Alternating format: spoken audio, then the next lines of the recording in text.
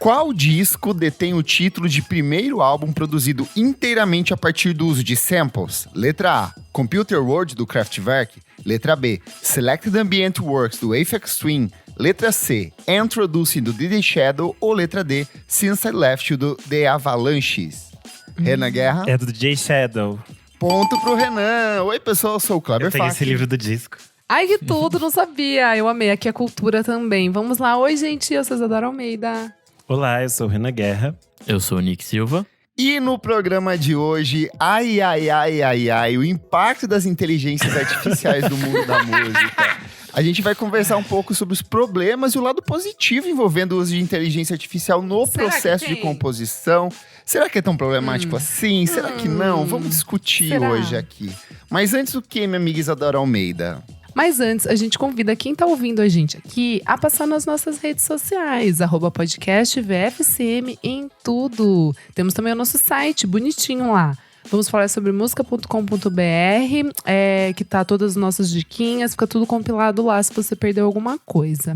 Nós temos também o nosso Padrim, padrim.com.br/podcastvfsm. A partir de R$5 vocês podem nos ajudar aqui com os nossos equipamentos, nossa TI.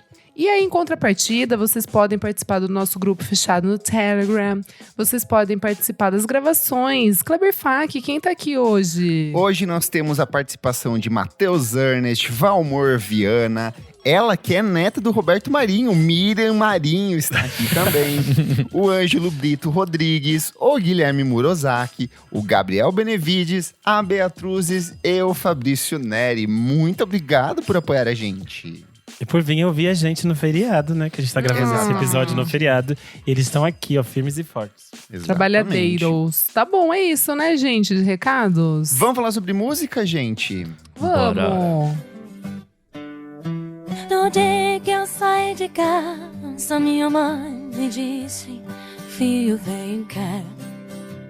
Passou a mão em meus cabelos, olhou em meus… Não, isso que você acabou de ouvir não foi a Ariana Grande fazendo uma versão para Zezé de Camargo e Luciano, mas é um dos inúmeros exemplos de como as ferramentas de inteligência artificial têm sido incorporadas para emular grandes nomes da música pop interpretando canções pouco usuais. De Kanye West fazendo versões de músicas da Adele a Michael Jackson cantando The Weeknd, sobram diferentes variações que mostram como o uso das inteligências artificiais tem tensionado os limites da realidade e do jeito de fazer música.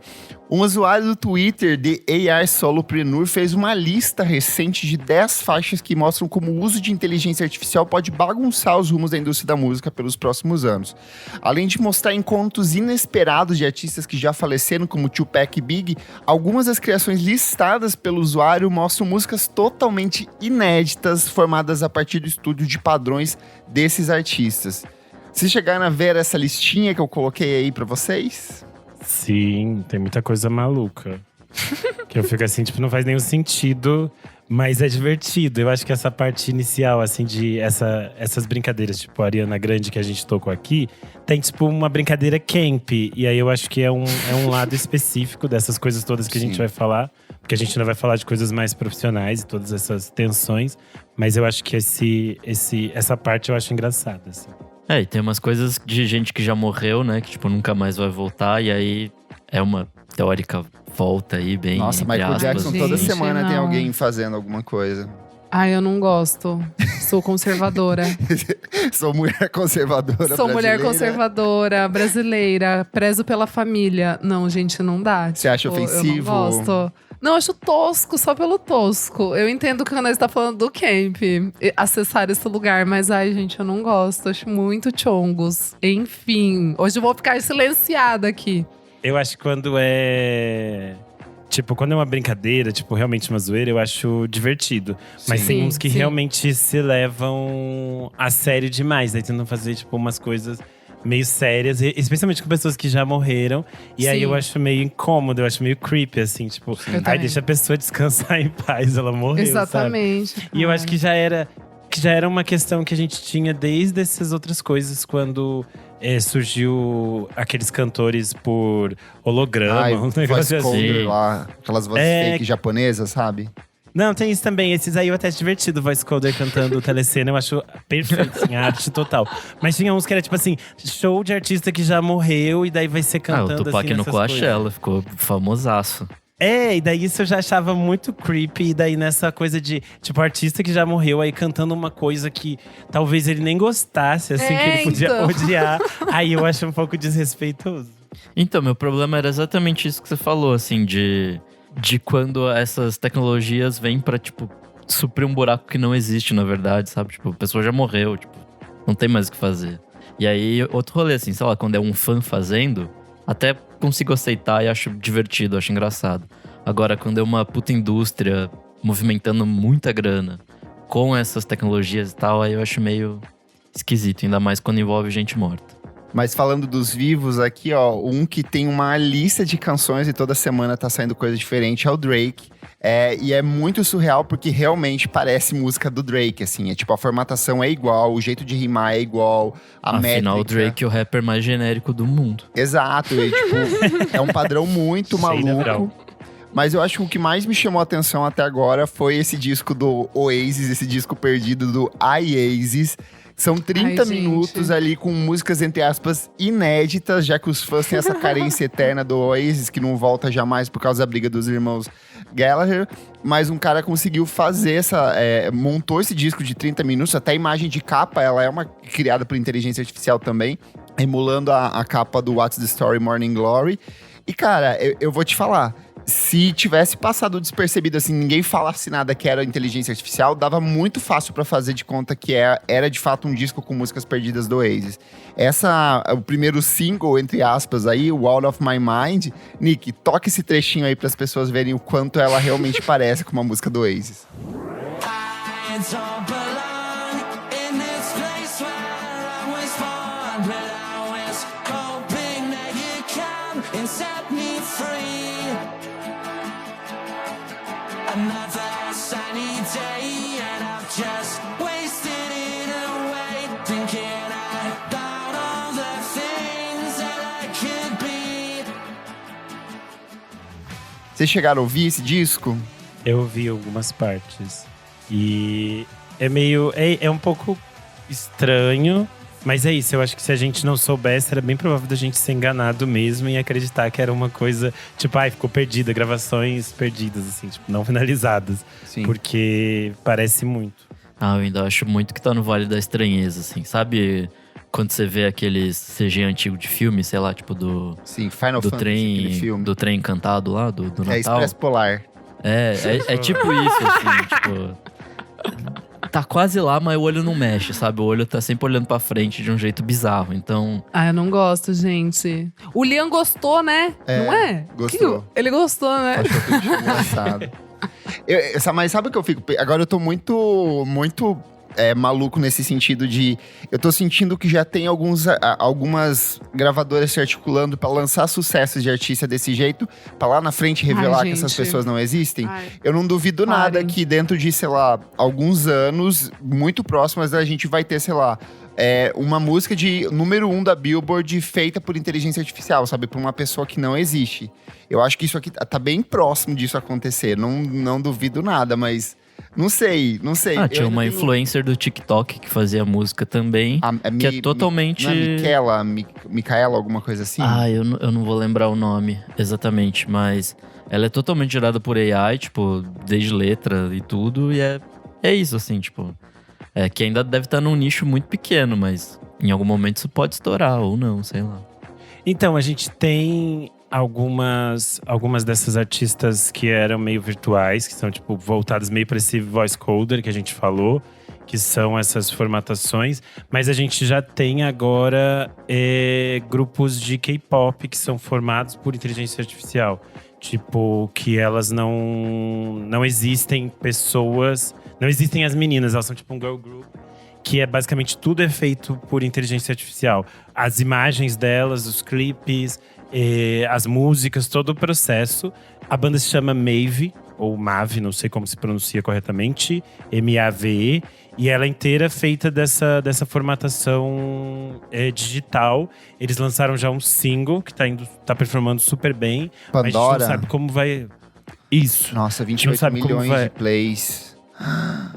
É que os números do K-pop já são É grandes, bem né? astronômicos. Mas eu acho que a curiosidade das pessoas também levou. E é super interessante. A música é boa, assim, quando você ouve. Ela é divertida. E é curioso, porque o K-pop é um gênero que, por mais que tenham algumas formatações bem estabelecidas e algumas coisas que se repetem, é um universo formado por uma diversidade de coisas meio malucas, assim. Então, eu acho que tem essa possibilidade de criar esses diálogos que são inesperados. Que já é uma coisa usual do K-pop, assim. Então, pode render coisas boas e coisas ruins, né? Vamos ver como vai performar essa banda, o que vai gerar daqui pra frente. É muito engraçado que quando você abre o Spotify dela e você vai ver escrita por, tem uma lista de pessoas que escreveram a canção, mas deve ser tudo fake. Então, é porque a própria banda tem, tipo, algumas personagens que já são…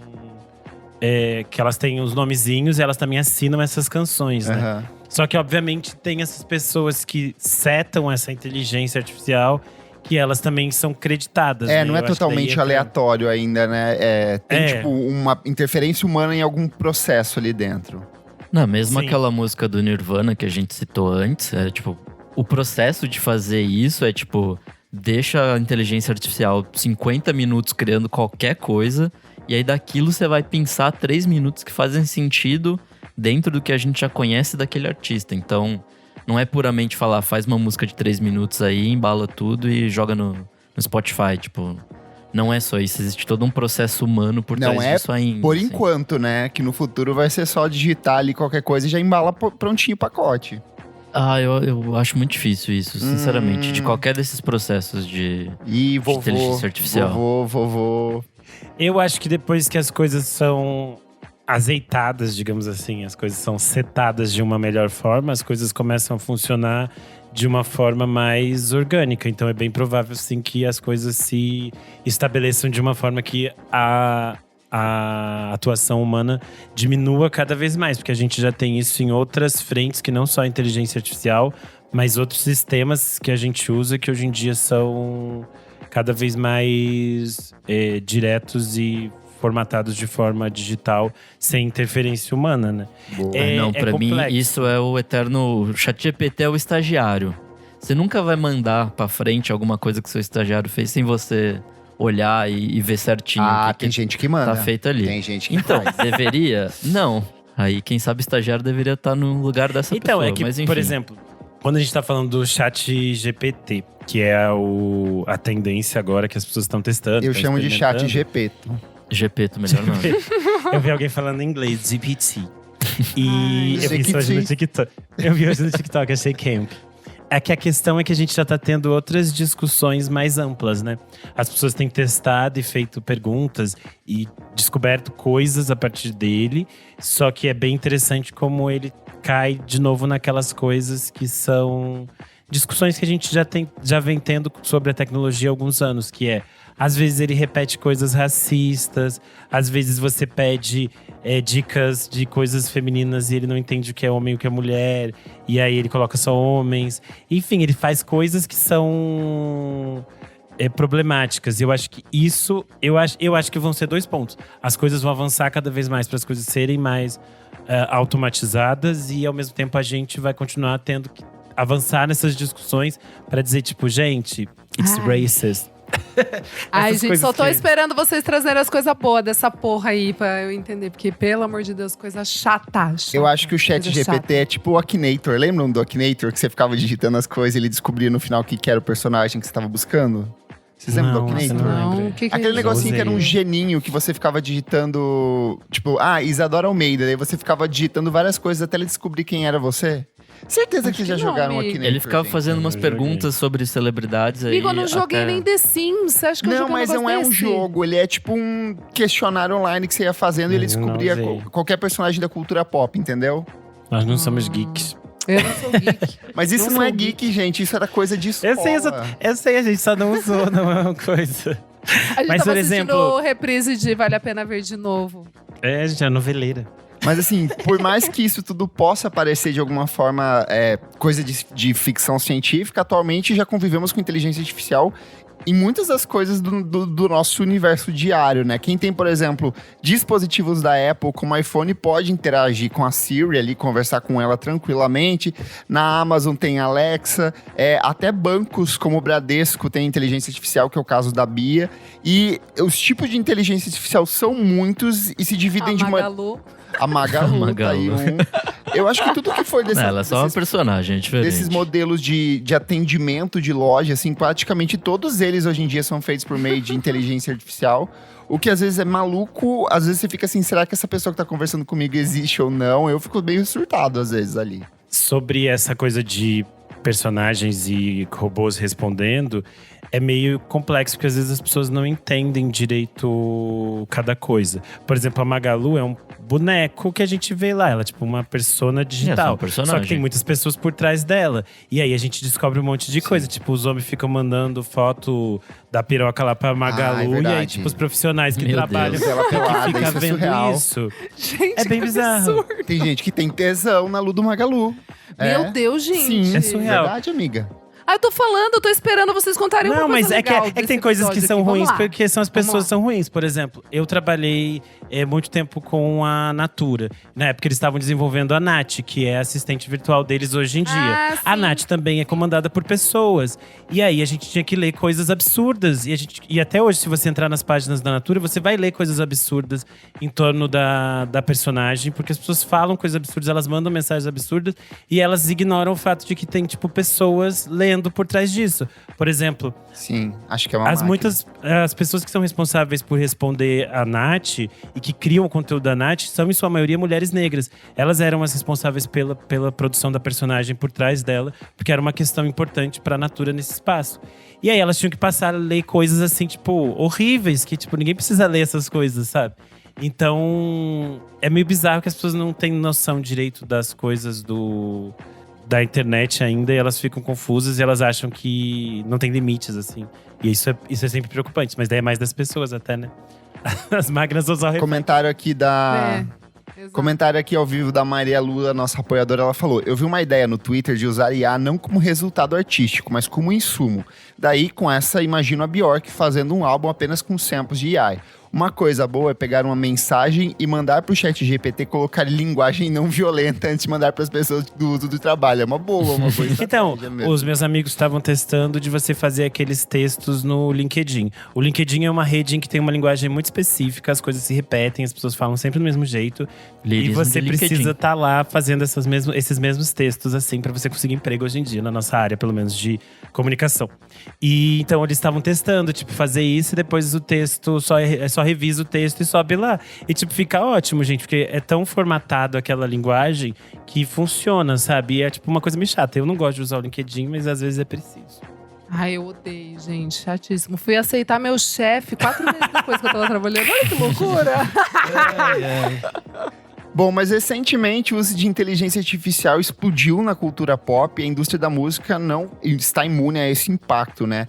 Desde a composição e produção musical até o marketing e distribuição, a inteligência artificial está revolucionando todos esses aspectos da arte e a maneira como a música é criada, consumida, monetizada parece estar à beira de uma grande mudança.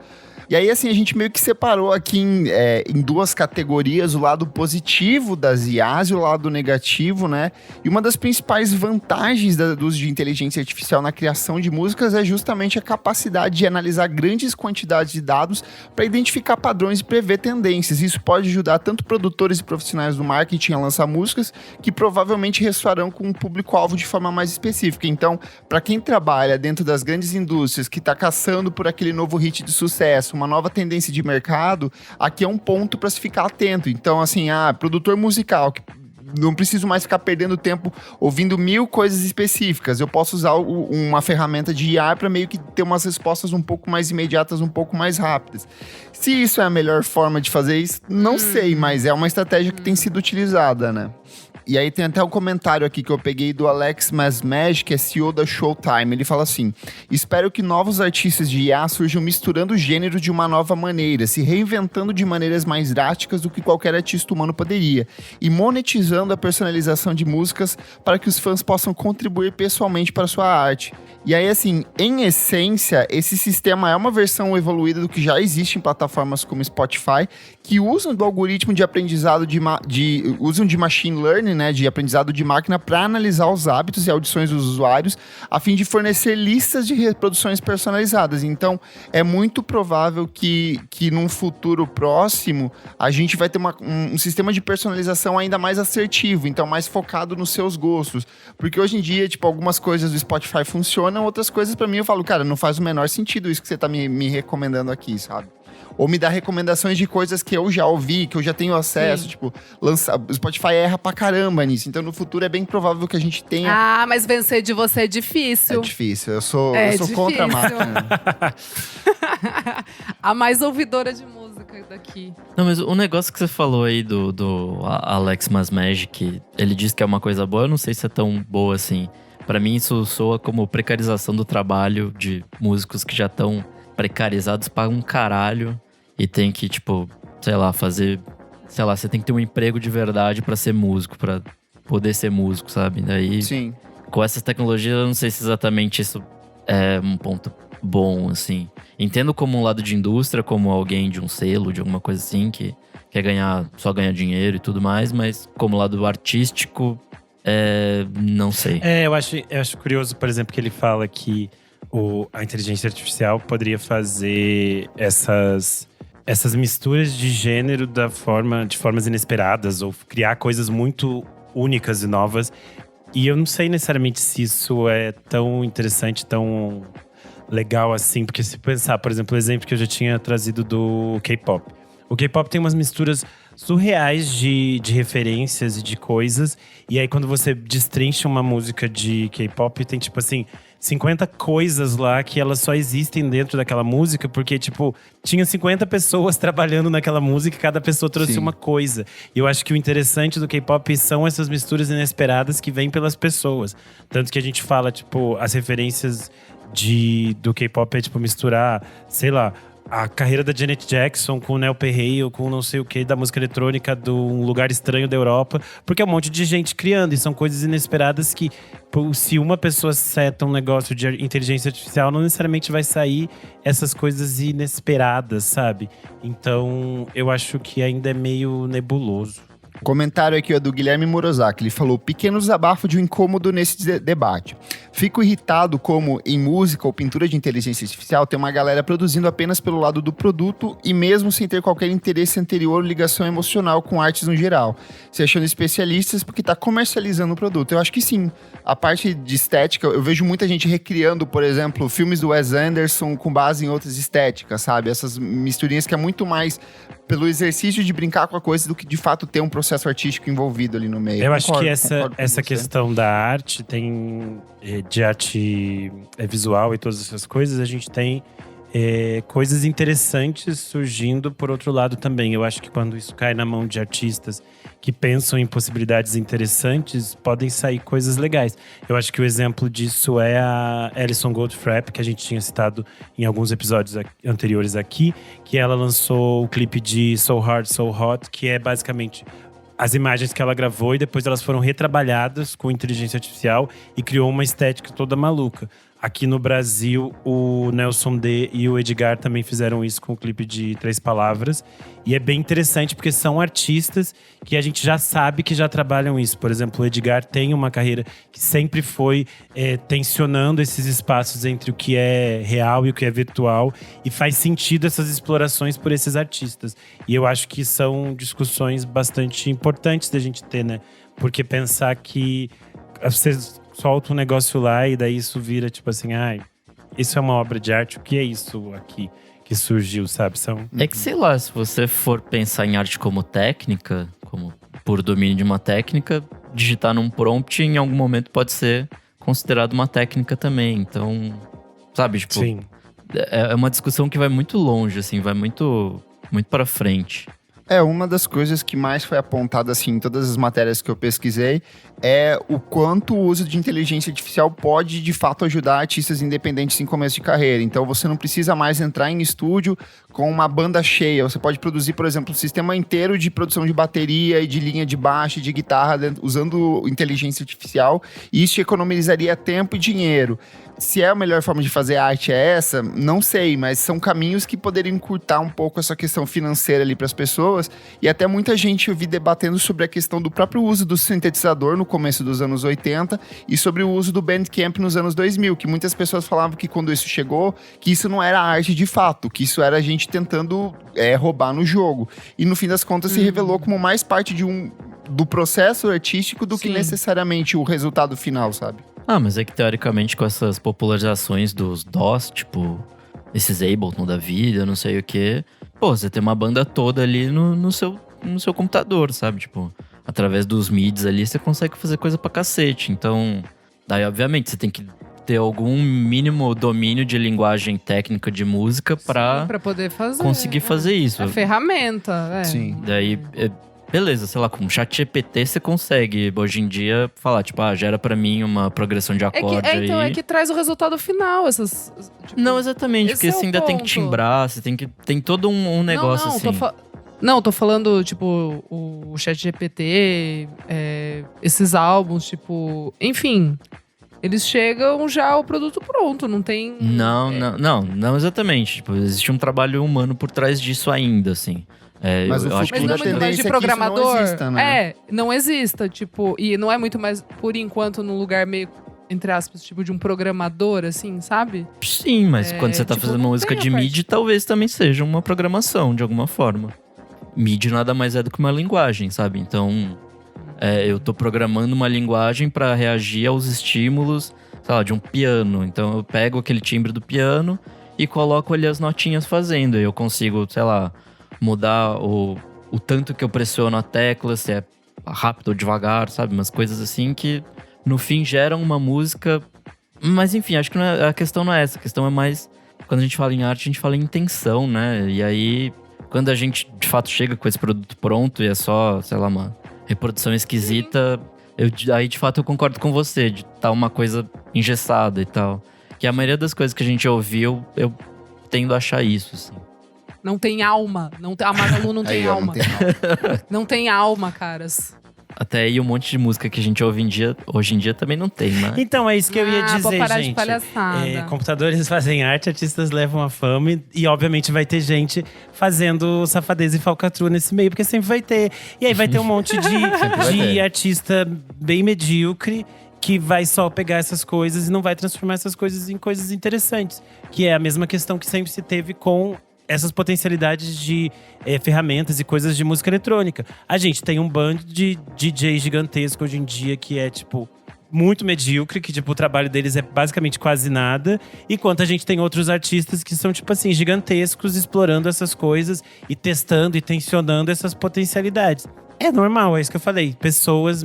Eu acho que o pior são as pessoas do que as máquinas. E são as pessoas que estão por trás das máquinas. Sim. E elas podem sempre fazer merda. Eu sinto que muita essa versão que as pessoas têm do uso de inteligência artificial já meio que já acontece em outros processos dentro da indústria. Você falou essa questão de produtor eletrônico.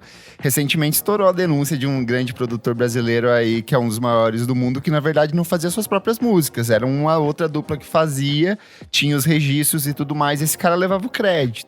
E não é só ele, né? O que mais tem é ghostwriter e gente trabalhando por trás dos panos aí pra alavancar a carreira de outras celebridades. Pintor, né? Que nem o Romero Brito pinta seus quadros, então, gente.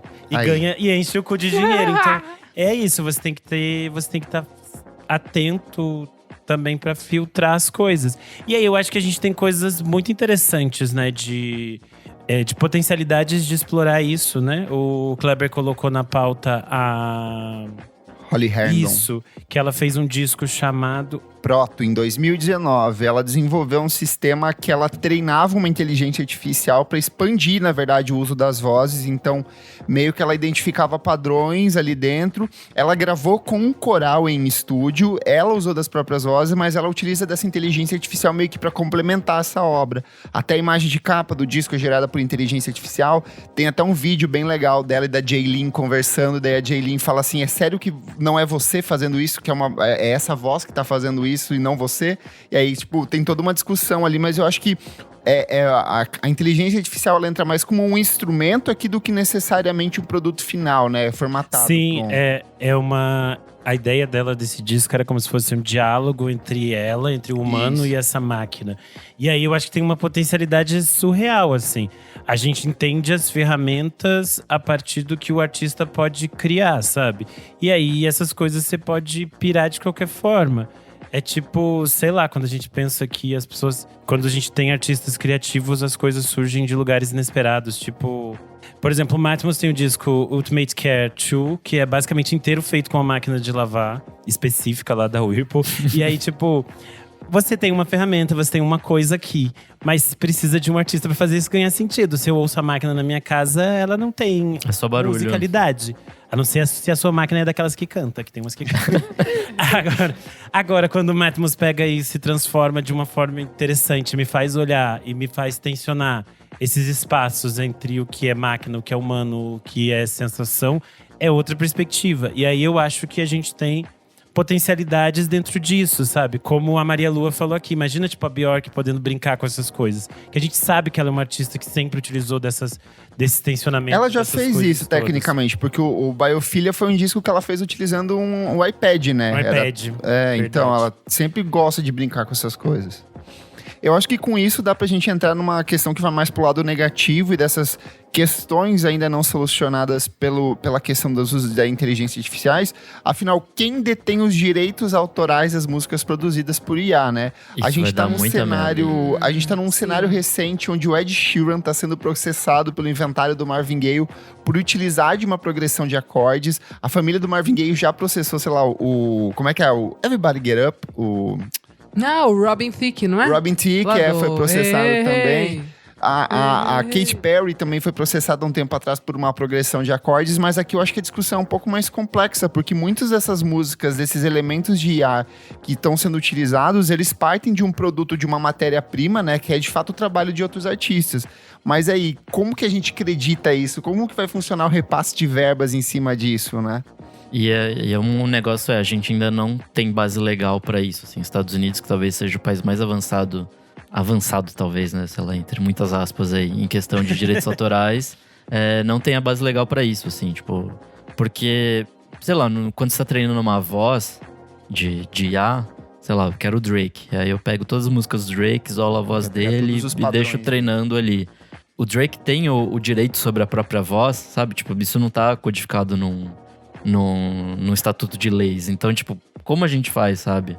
Porque quando é uma progressão só de acorde, é mais questionável, mas sei lá, dá pra passar, assim. E ainda tem essa própria questão de você estar usando uma ferramenta que não é sua. Até que ponto esse pessoal que, tipo, cria essas ferramentas vai querer deter essas coisas que são criadas dentro da sua ferramenta, sabe? Sim. Porque, tipo, existem dois universos dentro desse mundo da tecnologia. A gente tem essas pessoas que criam soluções que são para realmente democratizar os acessos e os usos. E a gente tem o bando safado do Vale do Silício que cria essas coisas para depois você aceitar o termo sem ler e você se ferrar e as suas coisas são deles. Que são discussões que a gente tem inteiramente hoje em dia a partir da produção de conteúdo online. Tipo assim, como a gente detém essas coisas se elas não são nossas, sabe? É tipo… Não tinha um rolê que o Instagram, tipo, as fotos que estão lá não são suas? Não, eles tentaram uma vez, uma época, uma política nova que eles poderiam utilizar das fotos para fazer campanhas publicitárias, entendeu? Então, eles podiam pegar o seu material sem pedir autorização prévia, porque tecnicamente você concordou. Aí as pessoas começaram a cancelar o Instagram e sair do Instagram, principalmente fotógrafos profissionais, e eles tiveram que rever isso na assinaturinha lá. Mas eu acho que cai naquela coisa daquele podcaster lá, youtuber, que falava, as pessoas falaram, você não detém os meios de produção. Ele falou, eu tenho a sim. minha câmera, a minha coisa, e eu tenho os meios de produção. Aí, basicamente, ele se Amigo, ferrou você e é foi burro. banido de várias coisas. E é isso, porque, tipo, as coisas não são dele, a gente tá só como parte dentro desse sistema de grandes conglomerados, assim. Eu acho que entra nessa outra discussão também. Tá além do artista, tá nesses detentores desses direitos, desses produtos, né? Tem até uma questão meio antiética aí também. Por exemplo, eu trouxe um exemplo aqui, que é o que rolou com a Gal Costa recentemente, que fizeram uma versão aí dela, com a voz dela cantando Marina Sena, né? E as pessoas reagiram de forma bastante negativa, tanto que já deletaram o vídeo que tava no Twitter, o público de fato não curtiu. Mas esse é apenas um de vários exemplos. O que mais tem é versões de Michael Jackson fazendo interpretações ali de outras canções que eles já saíram depois que ele morreu.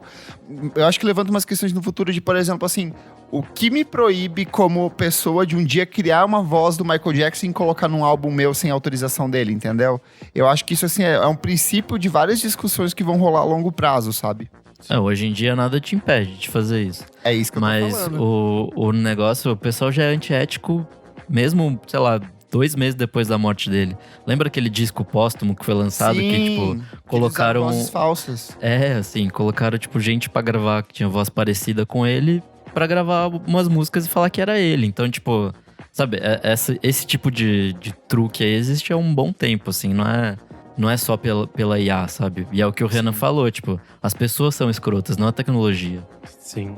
E aí eu acho que a potencialidade é que essas coisas aumentem em quantidade, assim, essas coisas vão se repetir mais. E eu acho que cada vez vai ficar mais difícil da gente conseguir mensurar o que é, tipo, real do que é falso, sabe? É meio complexo. O Spotify já foi completamente invadido, gente. É o que mais tem a música de artista que não existe, que é tudo criação de inteligência artificial. Você monta um disco ali e a pessoa vai ganhando dinheiro em cima disso. Centavinhos por centavinhos, mas tá ganhando. Coloca naquelas playlists de lo-fi beats e afins. E, tipo assim, o artista não existe, a batida foi totalmente criada ali e aí? Acabou, não tem como mensurar mais isso. Até a Grimes entrou na discussão recentemente. Eu vi. Ela falou que ela dividiria 50% dos royalties de uma composição que apresentasse ela, uma música utilizando o IA, Sim. e que fosse de fato uma música boa. Ela falou, pode fazer aí. Ela ofereceu até bases de algumas coisas pra que as pessoas pudessem trabalhar em cima. E eu acho que, tipo, é o que mais vai ter logo mais, assim. Vai ter gente lançando versões de músicas de outros artistas ali, com ou sem autorização prévia. E aí eu acho que mais discussões mais processos vão começar a rolar ali pra ver quem vai ter o direito de recebimento desses valores posteriormente, né? Aqui tem um outro ponto também, que é o impacto potencial dos IAs no emprego de músicos e produtores, né? Que é um ponto que a gente não pode ignorar, que à medida que os geradores de músicas alimentados por IA se tornarem mais avançados, eles podem simplesmente substituir músicos, produtores, essas subcategorias dentro de estúdio, essas pessoas que estão ali mais para auxiliar, pouco a pouco elas podem ter sido deixadas de lado em prol desse resultado que é totalmente formatado em máquinas, né? Essa precarização já vem há algum tempo, acho que desde do rolê lá do Ableton, que a gente já tinha comentado antes e tudo mais. Você precisa de cada vez menos pessoas pra produzir uma música inteira, né? Tipo, hoje em dia eu posso, sei lá, produzir tudo aqui em casa, masterizo, mixo e tal, e lanço, e beleza. Mas antigamente você precisava, sei lá, de um produtor, de uma banda, de um estúdio e tudo mais pra fazer uma música. E aí, sei lá, por um lado é interessante porque tem todo esse rolê de democratizar a música, democratizar a arte e tal. Mas ao mesmo tempo, como que se ganha dinheiro com isso, né? Como você consegue viver como músico a partir disso? É difícil. E aí tem não só a precarização dos músicos, mas de todas as pessoas envolvidas nessa indústria, né? Como a gente falou aqui, a utilização de inteligência artificial para simplesmente criar textos, assim. E daí você pode simplesmente substituir a presença de um assessor de imprensa criando o seu release ali no chat GPT, sabe? Você cria Essas a capa do coisas seu álbum. E daí você vai apagando essas pessoas que estão dentro dessa cadeia de produção, que já eram pessoas que já eram equipes que vinham sendo enxugadas e diminuídas, e que cada vez vão desaparecendo mais, sabe? É meio é meio assustador nesse sentido de quando a gente fala empregos. Eu lembrei muito Aí de fica um complexo. vídeo muito bom do Porta dos Fundos, que é meio que sobre isso, só que no contexto de cinema, sabe? Que eles estão fazendo filme e aí, tipo, corta o continuista, corta o sonoplasta, corta não sei o quê, até que no final ficam só 2 bonequinhos brincando, assim, tipo… Como quando a gente vai diminuindo essas participações dentro do processo artístico, como a gente vai barateando e perdendo muito do trato, da qualidade, do refinamento daquilo que a gente estava produzindo. Nisso, o Massive Attack levantou uma questão que eu achei bem pertinente, né? Durante essa discussão sobre a música fake do Drake, ele falou assim, a discussão é, aí deve recriar música, ou a discussão é, por que a música contemporânea é tão homogeneizada e formulaica que é realmente fácil de copiar? E de fato, a indústria da música vive hoje um processo de criação bastante pausterizado e homogêneo, onde busca se replicar exaustivamente o sucesso, né, de alguns artistas. Aí, eu acho que a Ariana Grande talvez seja o grande exemplo do quanto tem sido fácil imitar o trabalho dela, porque todas as músicas que têm saído Sim. são bastante similares. Então, talvez ela e Drake são 2 artistas que têm uma carga bastante de recriações, assim, nas últimas semanas, mas não são só elas, né? Eu acho que se a gente pega, por exemplo, o top 10 Spotify Brasil hoje, você vai ver que são todas músicas muito iguais, tematicamente, musicalmente, principalmente na produção sertaneja brasileiro. Meio que vem algum artista que faz sucesso e depois, em sequência, vem lá mais 15 outros artistas fazendo exatamente o mesmo tipo de sonoridade, né? E aí, com a inteligência artificial, você poderia simplesmente padronizar ainda mais esses conceitos e replicar ainda mais esses conceitos de forma exaustiva dentro das plataformas. Mas aí a gente culpa quem? O capitalismo.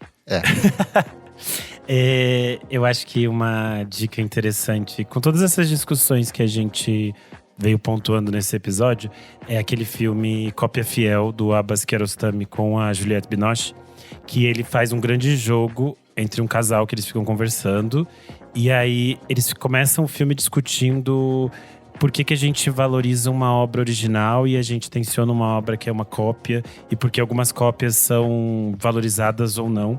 E aí o filme vai tensionando essas questões morais e éticas a partir da arte, mas mostra que essas discussões que a gente tá trazendo aqui, que são apontadas pela tecnologia e por essas coisas, já são discussões importantes no campo da arte, quando a gente pensa em reprodutibilidade, em reproduzir as coisas, em manufaturar elas. Aí a gente volta, tipo, o Romero Brito, por exemplo, que as coisas são replicadas à exaustão e vendidas Tem papel aos higiênico, montes. gente, do Roberto Brito. E eu acho que tem a ver com essas questões, que é a nossa existência dentro de uma lógica do capital, e o que é arte, o que nos emociona, o que é real, o que é mentira, e o que nos toca de alguma forma. Acho que é uma discussão bem interessante. E é isso, são coisas que acabam indo e vindo, e se a gente muda as ferramentas, mas acho que as discussões éticas e morais são as mesmas, e a gente sempre acaba onde? Luta de classe. Citou a escola de Frankfurt, olha aí.